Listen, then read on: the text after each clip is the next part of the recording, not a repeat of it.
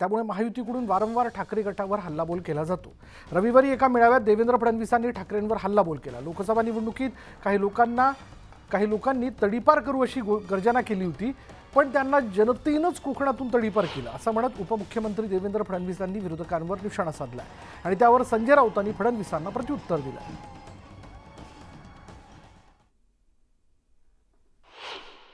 काही लोकांनी अशी गर्जना केली होती की आम्ही महायुतीला तडीपार करू, कोकणाने त्यांना कोकणातनं तडीपार केलं आणि या ठिकाणी कोकणातल्या 6.5 जागांपैकी 6.5 म्हणजे मावळची जागा थोडी कोकणात येते म्हणून 5.5 जागा या महायुतीच्या निवडून आल्या।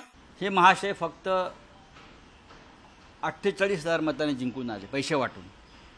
त्याचे व्हिडिओ क्लिप्स आहेत, हे कशा प्रकारे ह्यांचे लोक पैसे वाटत होते घराघरात। आपल्याकडे मुंबईला पेपरची लाईन टाकतात ना, तर दुधाची लाईन टाकतात ना, तसे पैशाची पाकिटं घरामध्ये पेपरच्या लाईनसारखे कसे टाकत होते, याचे व्हिडिओ समोर आल्यावरती या माणसानं आपलं तोंड उघडू दे, फार एक्सपोज होतील। आपल्याला मंत्रिमंडळात स्थान का मिळालं नाही याच्यावर त्यांनी चिंतन करावं।